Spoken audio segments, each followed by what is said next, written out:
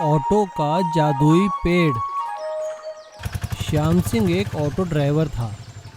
श्याम सिंह की पत्नी कमला बहुत ही धार्मिक प्रवृत्ति की औरत थी। वो हमेशा धर्म कर्म के कार्यों में बढ़ चढ़कर भाग लिया करती थी और श्याम सिंह उसके विपरीत कर्म को हमेशा सबसे ज़्यादा मानता था। एक दिन कमला ने श्याम सिंह से कहा, अजी सुनते हो, मैं बगल वाले घर में सत्यनारायण की कथा सुनने जा रही हूँ। खाना बना रखा है, आप खा लीजिएगा। हाँ हाँ ठीक है, चली जाना, मैंने कब मना किया है तुम्हें। भाई मैं तो चला अपना ऑटो लेकर। सब कुछ सही चल रहा था, लेकिन अचानक एक दिन सरकार ने फैसला सुनाया कि 15 साल से पुराने ऑटो शहर में नहीं चलेंगे। इस फैसले से श्याम सिंह बहुत ही परेशान हो गया, क्योंकि उसका ऑटो बहुत पुराना हो चुका था। अब वो किसी तरह पुलिस से बचता बचाता अपना ऑटो चलाया करता था, ताकि उसका ऑटो पकड़ा न जाए। वो कभी रात में तो कभी दोपहर में ऑटो चलाया करता था। इससे उसकी आमदनी बहुत ही कम होने लगी। आमदनी कम होने के कारण श्याम सिंह परेशान रहने लगा, क्योंकि उसके पास नया ऑटो खरीदने के पैसे भी नहीं थे। उसे परेशान देखकर कमला ने कहा, देखो जी, परेशान होने से तो कुछ नहीं होगा। भगवान पर भरोसा रखो, सब ठीक हो जाएगा। पता नहीं कमला कब वो दिन आएगा और कब भगवान हमारी मदद करेंगे। ऐसा कहकर श्याम सिंह अपना ऑटो लेकर बाहर चला गया। वो जैसे ही सड़क पर पहुंचा, तभी अचानक एक साधु ने उसे हाथ दिया। श्याम सिंह ने साधु को ऑटो में बिठा लिया, लेकिन थोड़ी ही दूर जाने पर पुलिस वालों ने उसका ऑटो पकड़ लिया। तो श्याम सिंह ने साधु से कहा, अरे साधु महाराज उतरिए, अच्छा बिठाया आपको मैंने आज, मेरा तो ऑटो ही पुलिस ने पकड़ लिया। श्याम सिंह की बात सुनकर उस साधु ने उसे एक पेड़ देते हुए कहा, तुम फिक्र मत करो बच्चा, ये पेड़ ले लो और इसे अपने आंगन में लगा देना, भगवान सब भली करेंगे।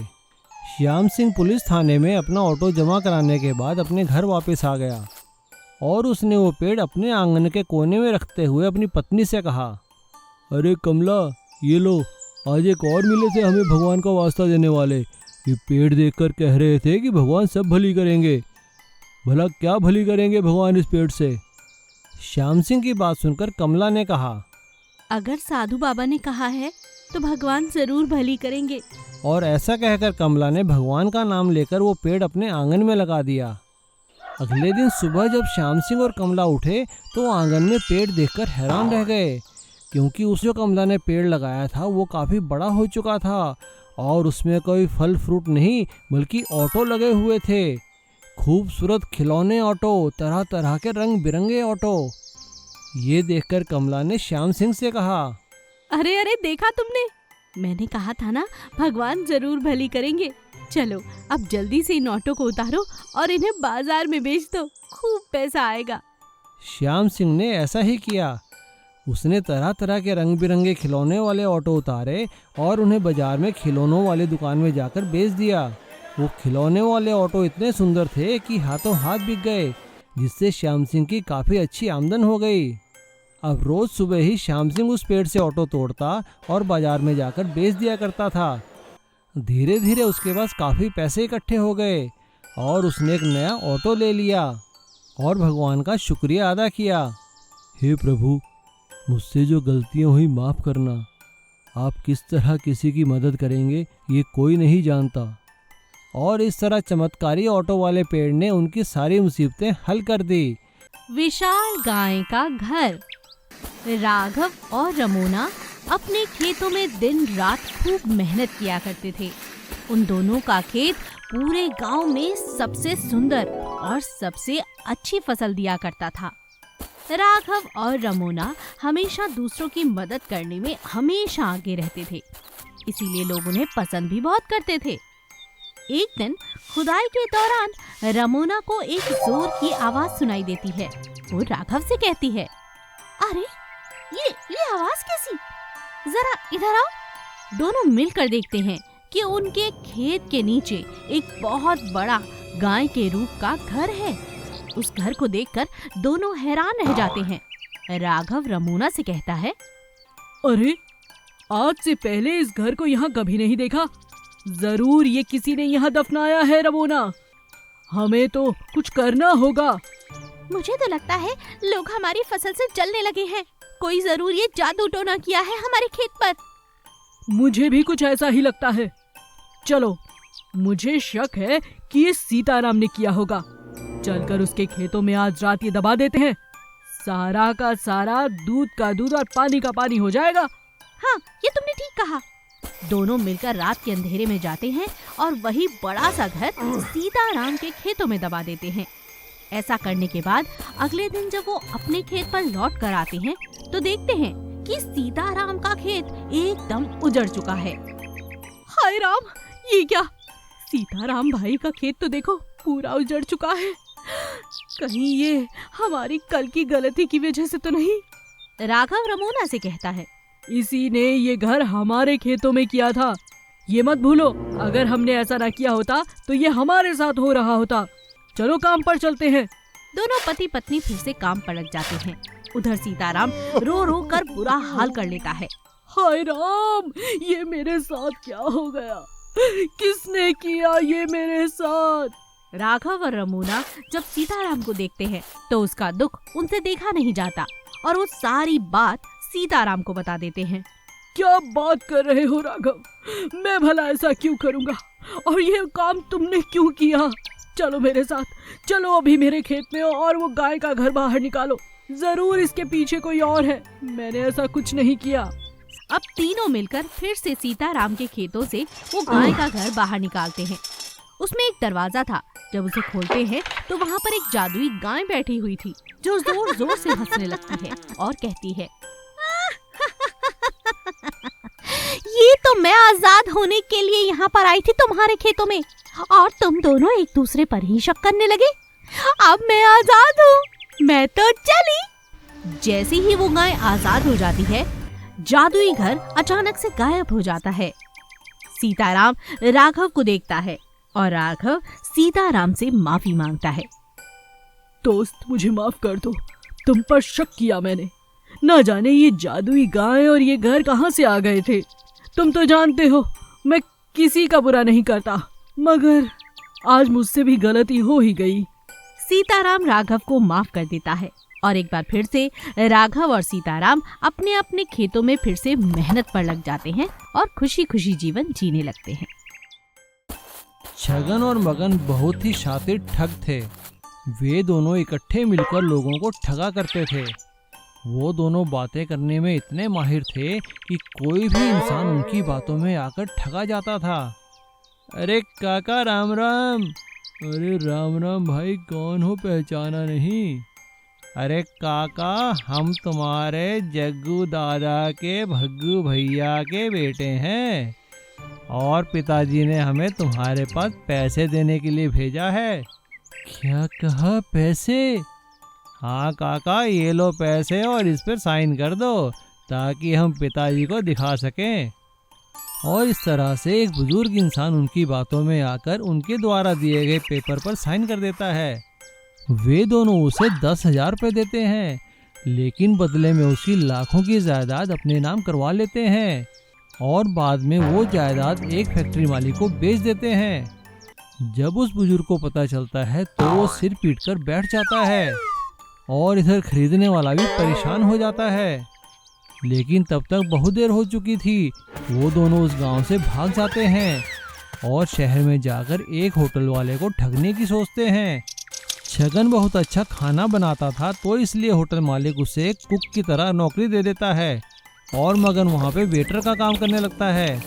लेकिन इससे पहले कि वो होटल मालिक को ठग सके, एक पुलिस इंस्पेक्टर वहाँ पे खाना खाने आता है तो वो दोनों को पहचान जाता है। वो तुरंत पुलिस फोर्स बुलाकर दोनों को गिरफ्तार कर लेता है और दोनों को जेल में डाल दिया जाता है। एक दिन दोनों आपस में बात करते हैं। अरे छगन, कब तक जेल में बंद रहेंगे?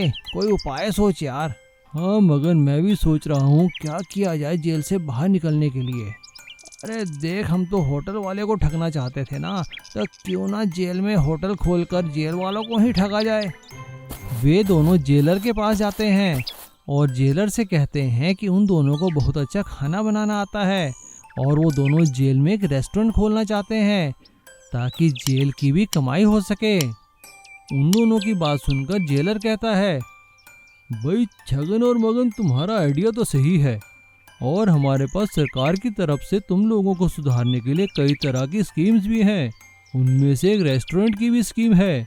मैं तुम दोनों को जेल में रेस्टोरेंट खोलने की परमिशन देता हूँ, लेकिन देखो कोई हेरा फेरी नहीं, कोई ठगी नहीं।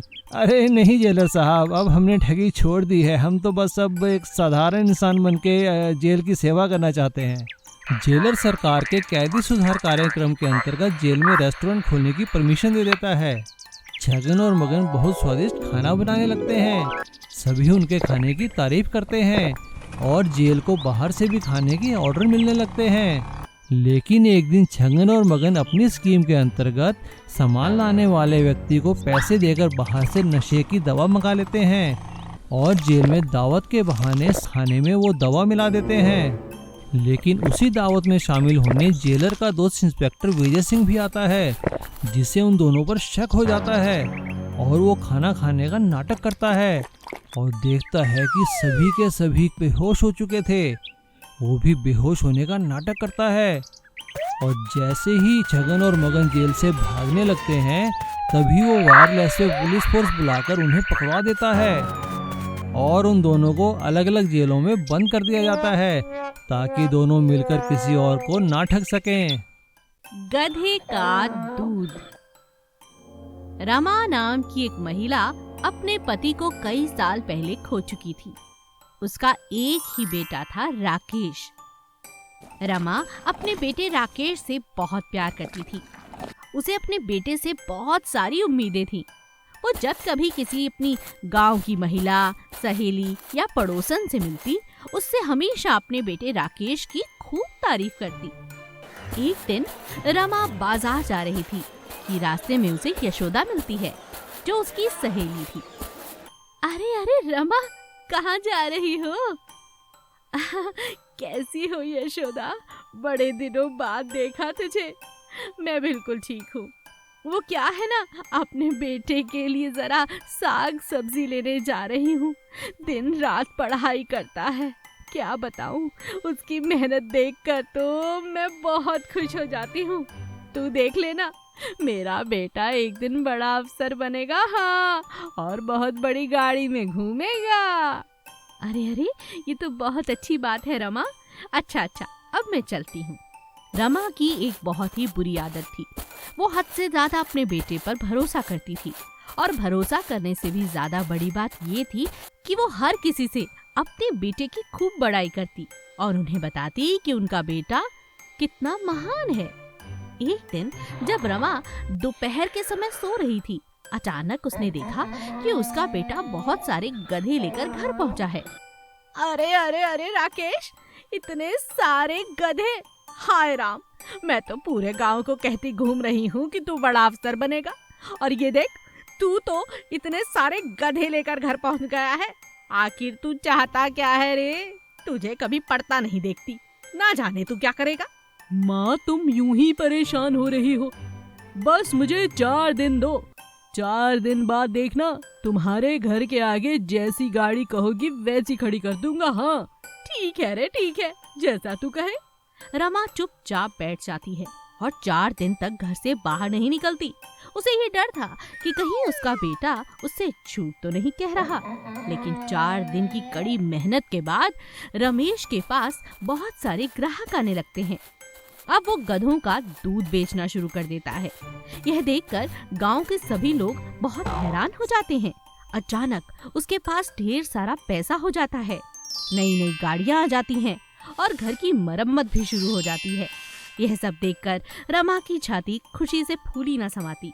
वो 4 दिन बाद घर से बाहर निकलती है और अपनी सहेलियों से कहती है, देखा, मैं कहती थी ना, मेरा बेटा एक दिन बड़ा नाम कमाएगा। मगर रमा, तुमने तो कहा था तुम्हारा बेटा बड़ा अफसर बनेगा। अफसर कहाँ बना? वो तो देखो गधे का दूध निकाल रहा है। अरे अरे, कुछ भी करे, बस वो खुश रहे और हमारे गांव का, हम सबका नाम रोशन करे। क्यों, ठीक है ना? हाँ, अब तुमने सही बात करी रमा। बदमाश सेठ। एक गांव में कमला नाम की एक औरत अपने बच्चे के साथ रहा करती थी।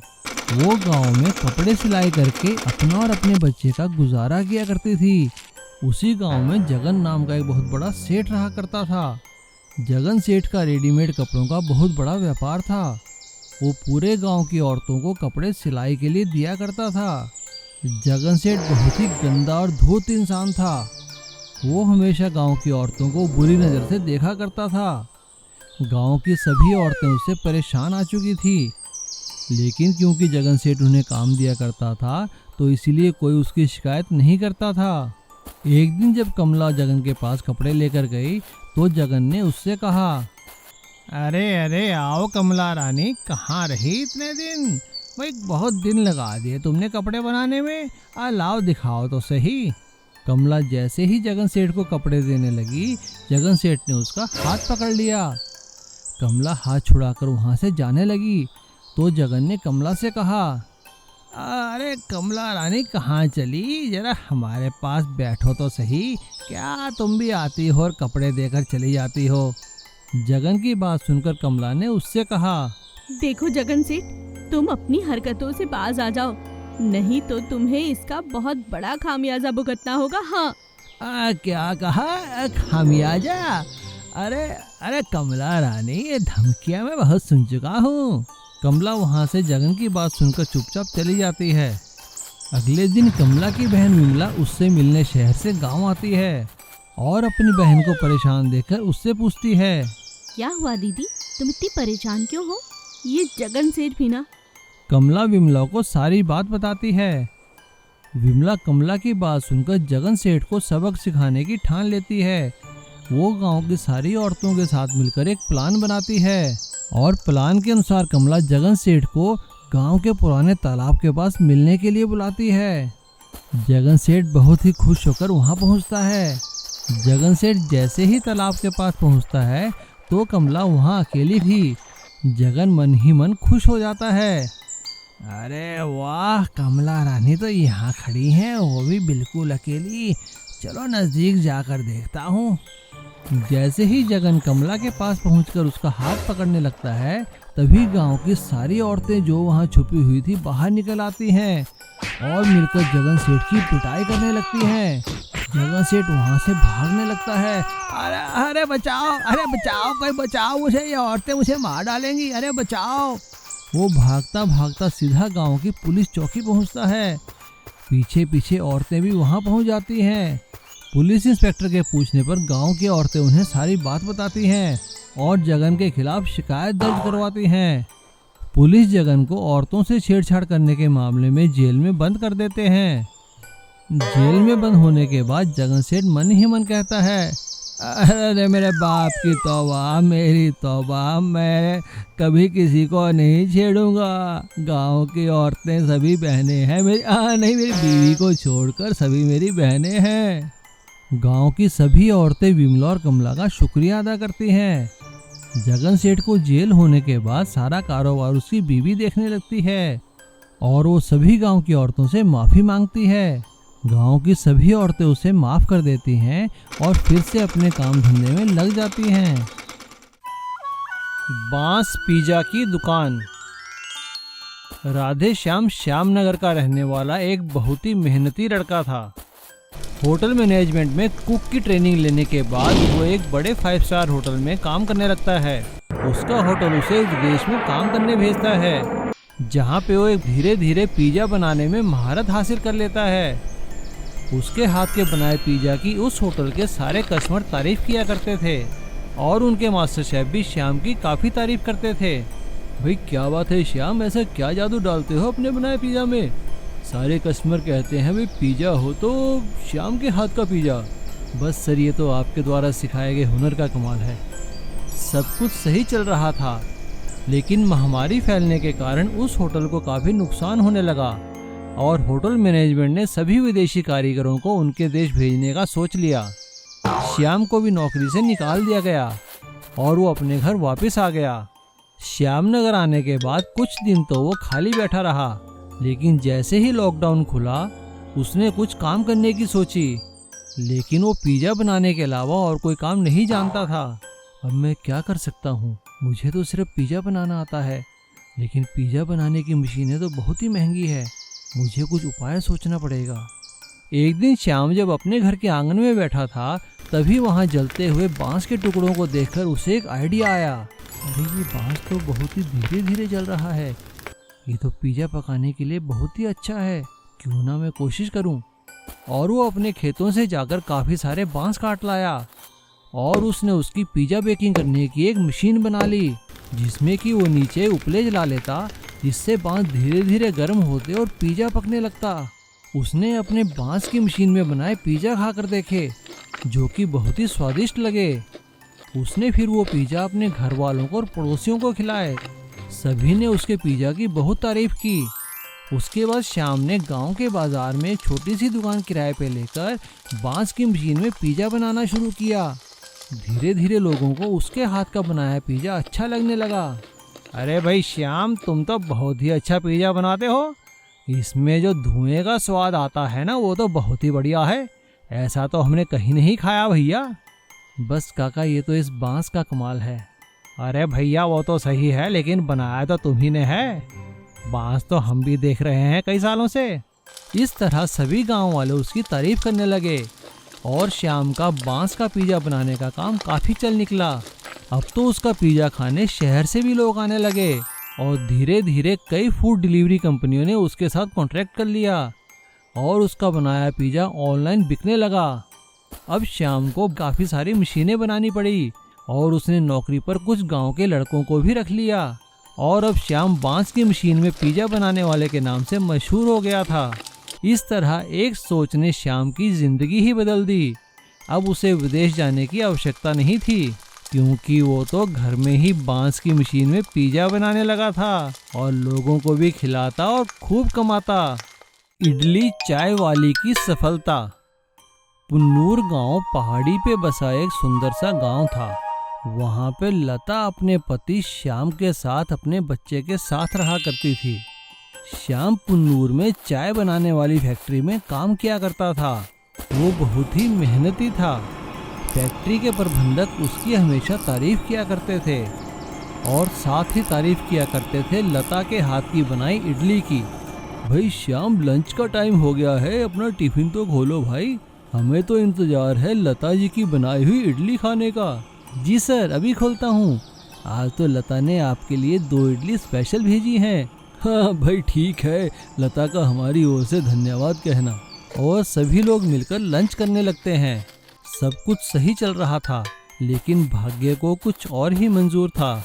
एक दिन अचानक फैक्ट्री में काम करते हुए श्याम के दोनों हाथ मशीन की चपेट में आ जाते हैं और उसके दोनों बाजू काटने पड़ते हैं। हॉस्पिटल से घर आने के बाद वो बहुत मायूस हो जाता है, क्योंकि अब वो मजबूरी में फैक्ट्री में काम नहीं कर सकता था। फैक्ट्री उसे उचित मुआवजा भी देती है, लेकिन भला वो पैसा कितने दिन चलता। मुआवजे का पैसा खत्म होने की स्थिति में अब लता के सामने घर चलाने की जिम्मेदारी थी, क्योंकि श्याम हाथ न होने के कारण कोई काम नहीं कर सकता था। उसने मायूस होकर लता से कहा, लता, मैं बहुत शर्मिंदा हूँ, मैं तुम लोगों के लिए कुछ नहीं कर पाऊंगा, इससे अच्छा तो भगवान मुझे मौत ही दे देता। श्याम की बात सुनकर लता ने कहा, अजी आप ऐसा क्यों कहते हैं, आप हिम्मत मत हारिए, आपका हमारे साथ होना ही काफी है। चलिए उठिए, मैं आपको गर्मा गर्म इडली खिलाती हूँ। और ऐसा कहने के बाद लता श्याम को गर्मा गर्म इडली खिलाने लगती है। तभी उन लोगों के घर के बाहर एक गाड़ी आकर रुकती है। वो दोनों हैरान रह जाते हैं, क्योंकि फैक्ट्री के प्रबंधक उनके घर आए थे। वो घर के अंदर आते ही कहते हैं, भाई वाह, कितनी अच्छी खुशबू आ रही है। भाई लता जी, हमें तो आपके यहाँ की इडलियाँ खींच लाई यहाँ पर। उनकी ये बात सुनकर लता कहती है, हाँ हाँ बिल्कुल सर, मैंने अभी अभी गर्मा गर्म घर में इडलियाँ बनाई हैं, मैं आपके लिए भी लेकर आती हूँ। ऐसा कहकर लता उनके लिए इडलियों भरी प्लेट लेकर आती है। फैक्ट्री के प्रबंधक इडली खाकर लता की बहुत तारीफ करते हैं और उन्हें एक प्रस्ताव देते हैं। श्याम, लता, श्याम के साथ जो कुछ हुआ उसका कंपनी को बहुत अफसोस है। इसके लिए कंपनी आपको एक ऑफर दे रही है। कंपनी चाहती है कि फैक्ट्री की कैंटीन लता जी चलाएं और अपने हाथों का बना स्वादिष्ट और पौष्टिक खाना सारे मजदूरों को खिलाएं। और हाँ श्याम, तुम वहाँ बैठे बैठे काम की निगरानी भी कर सकते हो, इसके लिए कंपनी तुम्हें अलग से पैसा देगी। फैक्ट्री के प्रबंधक की बात सुनकर दोनों खुश हो जाते हैं और फैक्ट्री की कैंटीन में काम करने के लिए हामी भर देते हैं। अब फैक्ट्री की कैंटीन में लता इडली के साथ साथ स्वादिष्ट चाय बनाकर भी बेचने लगती है और श्याम वहाँ बैठा बैठा सारे कैंटीन के हिसाब किताब की देखभाल करता है और लता को सभी इडली और चाय वाली लता जी के नाम से जानने लगते हैं और धीरे धीरे उन्हें आसपास की फैक्ट्री की कैंटीनों में भी काम मिल जाता है और वो अब एक सफल गृहिणी ही नहीं बल्कि एक सफल बिजनेस वुमन बन चुकी थी। इसीलिए कहते हैं ना, ईमानदारी और सच्चे दिल से किया गया काम कभी निष्फल नहीं जाता, उसका फल हमेशा मिलता है। अमीर भाई और गरीब भाई। एक गांव में सुशीला नाम की एक औरत रहती थी। उसके 2 बेटे थे, कमल और विमल। सुशीला के पति का देहांत हो चुका था। सुशीला अपने घर में कपड़े सिलाई करके अपने दोनों बेटों का पालन पोषण करती थी। कमल बड़ा बेटा था और विमल छोटा। कमल पढ़ाई लिखाई में काफ़ी होशियार था। विमल का दिमाग वैसे तो पढ़ाई लिखाई में नहीं लगता था, लेकिन वो शंकर भाई की गैराज में मोटर मैकेनिकी का काम सीखता था। दिमाग तेज होने के कारण वो जल्द ही एक अच्छा मोटर मैकेनिक बन गया। और इधर कमल पढ़ाई लिखाई में काफ़ी आगे बढ़ गया था। अब उसे उच्च शिक्षा के लिए बड़े शहर जाना था। उसने अपनी माँ से कहा, माँ मेरी यहाँ की शिक्षा खत्म हो चुकी है, अब मुझे आगे पढ़ाई के लिए शहर जाना होगा। कमल की बात सुनकर सुशीला कहती है, मगर बेटा इसमें तो बहुत पैसे लगेंगे, तू तो हमारे हालात जानता है ना, इससे अच्छा तो कोई नौकरी ढूंढ ले, वो ज्यादा सही रहेगा। लेकिन तभी विमल वहाँ आ जाता है और वो माँ और कमल से कहता है, माँ अगर भैया पढ़ना चाहते हैं तो इन्हें पढ़ने दीजिए, खर्चा मैं उठा लूँगा, मैं और मेहनत करूँगा। विमल की बात सुनकर कमल विमल को गले से लगा लेता है। कमल शहर जाने की तैयारी करता है। कमल शहर में एक बहुत बड़े कॉलेज में एडमिशन ले लेता है और खूब मेहनत से पढ़ाई करता है। पढ़ाई लिखाई खत्म होने के बाद कमल एक बहुत बड़ी कंपनी में ऑफिसर बन जाता है और इधर विमल अपनी माँ के साथ गांव में ही रहता है और कमल का इंतजार करता है। लेकिन कमल कभी वापस घर नहीं आता, वो सिर्फ फोन पे ही कभी कभी बात कर लिया करता है। बड़ा ऑफिसर बन जाने के कारण कमल में काफी घमंड आ गया था और इधर सुशीला कमल को याद कर करके रोती रहती है और उनकी तबीयत काफी खराब हो जाती है। वो विमल से कहती हैं, बेटा बस एक बार तू कमल को मेरे पास ले आ, ताकि मेरी आत्मा को शांति मिल सके। माँ ऐसा मत कहो, तुम ठीक हो जाओगी। बाकी जहाँ तक रही कमल की बात, मैं कल ही शहर जाकर कमल को अपने साथ लेकर आऊँगा। और अगले ही दिन विमल गांव वालों को अपनी माँ का ख्याल रखने के लिए कहकर कमल को लाने के लिए शहर को निकल जाता है। शहर पहुँचने के बाद वो विमल का पता ढूंढने लगता है। जब वो एक सड़क पर जा रहा था तभी उसने देखा कि एक तेज रफ्तार से गाड़ी आई और एक डिवाइडर से टकराकर रुक गई। विमल भागकर उस गाड़ी की तरफ गया। उसने देखा उसमें एक बुजुर्ग आदमी बैठे थे। विमल ने उन्हें बाहर निकाला। बाबूजी आप ठीक तो है ना, आपके ज्यादा चोट तो नहीं लगी? अरे नहीं बेटा, हल्की सी खरोंच आई है, शुक्र है भगवान का जो मैं बच गया, लगता है गाड़ी की ब्रेक फेल हो गई है। कोई बात नहीं बाबूजी, मैं अभी देखता हूँ। विमल ने कार से टूल बॉक्स निकाला और कार को ठीक कर दिया। वो आदमी विमल से काफी प्रभावित हुआ और उसने विमल का शहर आने का कारण पूछा। विमल ने उसे सारी बात बताई तो उस आदमी ने विमल को अपने साथ आने के लिए कहा और वो विमल को अपने साथ एक बहुत बड़ी कंपनी के ऑफिस में ले आया। वो उस कंपनी के मालिक थे। थोड़ी ही देर बाद कमल ऑफिस में आता है। सर आपने मुझे बुलाया? अरे भाई तुमने हमें बताया ही नहीं कि तुम्हारी माँ और तुम्हारा छोटा भाई भी है। विमल ये सुनकर हैरान रह जाता है और कमल विमल को देखकर चौंक जाता है। अरे नहीं बाबूजी, कमल भैया तो हमें बहुत बुलाते हैं शहर, वो तो माँ ही नहीं आना चाहती। विमल के मुंह से ऐसी बात सुनकर कमल बहुत शर्मिंदा होता है और वो विमल से माफी मांगता है। कमल विमल के साथ गांव जाता है और माँ से माफी मांगता है और विमल और माँ को लेकर शहर आ जाता है और माँ का एक बहुत बड़े हॉस्पिटल में इलाज करवाता है। जल्दी ही सुशीला जी ठीक हो जाती हैं और अब दोनों बेटों के साथ खुशी खुशी रहने लगती हैं, कभी गांव में तो कभी शहर में। फ्रेंच फ्राइज वाले की सफलता। एक गांव में सोनू नाम का एक लड़का अपनी बहन मीनू के साथ रहता था। उन दोनों के माता पिता का देहांत हो चुका था। सोनू अपनी बहन मीनू का बहुत ख्याल रखता था। सोनू गांव में मेहनत करके अपना और अपनी बहन मीनू का पालन पोषण करता था। सोनू खुद नहीं पढ़ सका, लेकिन उसकी इच्छा थी कि उसकी बहन मीनू काफ़ी अच्छी पढ़ाई करे और पढ़ लिख कर एक अच्छी डॉक्टर बने। मीनू भी पढ़ाई में काफ़ी होशियार थी और वो स्कूल में हमेशा अव्वल आती थी। मीनू दिन रात बड़ी मेहनत से पढ़ाई करती रहती थी क्योंकि उसे डॉक्टर बनकर अपने भाई का ख्वाब जो पूरा करना था। एक दिन रात को जब मीनू पढ़ रही थी तो सोनू ने आकर उससे कहा, अरे मेरी प्यारी बहना अभी तक पढ़ रही है, ये ले एक गिलास दूध पी ले गर्मा गर्म, शरीर में ताजगी आ जाएगी। अपने भाई की बात सुनकर मीनू ने कहा, भैया आप मेरा कितना ख्याल रखते हो, अगर आप ना होते तो मेरा क्या होता। मीनू की बात सुनकर सोनू ने कहा, अरे हट पगली, ऐसा नहीं कहते, चल चल चल अब दूध पी ले और पढ़ाई जल्दी करके सो जाना। और हाँ देख, मुझे कल शहर किसी काम से जाना है, मैं जल्दी ही वापस आ जाऊंगा, खाना बनाकर जाऊंगा, खा लेना। ठीक है भैया। अगले दिन सोनू सुबह अपने काम से शहर चला जाता है। शहर में जब उसे भूख लगती है तो वो एक जगह खाने की दुकान पर रुकता है। वो वहाँ पर फ्रेंच फ्राइज देखकर हैरान हो जाता है और एक प्लेट फ्रेंच फ्राइज लेकर खाने लगता है। फ्रेंच फ्राइज उसे बहुत स्वाद लगते हैं। वो वहाँ बैठा बैठा फ्रेंच फ्राइज बनाने का तरीका देखता रहता है। गांव आने के बाद अगले दिन सोनू फ्रेंच फ्राइज बनाने की कोशिश करता है और अपनी बहन मीनू को देता है। मीनू ये खाकर देख तो। भैया ये क्या है? मैंने कल शहर में खाए थे, इन्हें फ्रेंच फ्राइज कहते हैं और मैंने बनाना भी सीख लिया। बता तो कैसे बने हैं? भैया ये तो बहुत स्वादिष्ट बने हैं। क्या ये कल मैं लंच बॉक्स में ले जाऊं अपनी सहेलियों के लिए? हाँ हाँ ले जाना, मैं कल और बना दूंगा। स्कूल में मीनू की सहेलियों ने फ्रेंच फ्राइज खाकर मीनू से कहा, अरे मीनू ये तो बहुत अच्छे हैं, अपने भैया को बोलकर कल और लेकर आना हमारे लिए।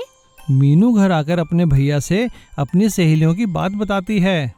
सोनू अगले दिन भी फ्रेंच फ्राइज बनाकर मीनू को देता है। अब तो रोज ही सोनू से कोई ना कोई फ्रेंच फ्राइज बनाने की डिमांड करने लगता है। ये देखकर सोनू को एक आइडिया आता है। वो अगले दिन अपने घर के सामने फ्रेंच फ्राइज की दुकान खोल लेता है। गांव और आसपास कोई फ्रेंच फ्राइज की दुकान ना होने के कारण उसकी दुकान काफ़ी चल निकलती है क्योंकि वो काफ़ी स्वादिष्ट फ्रेंच फ्राइज बनाता था। धीरे धीरे सोनू के फ्रेंच फ्राइज आसपास के गांवों में भी मशहूर हो जाते हैं। अब सोनू का काम इतना चल निकला था कि वो गांव के मेन बाजार में एक दुकान ले लेता है और अपनी सहायता के लिए गांव के कुछ लड़कों को भी रख लेता है। और अब सोनू को सभी फ्रेंच फ्राइज वाले सोनू के नाम से जानने लगते हैं और सोनू मीनू की एक बहुत अच्छे मेडिकल कॉलेज में एडमिशन करवा देता है। इस तरह कड़ी मेहनत और लगन से सोनू अपना सपना पूरा करता है।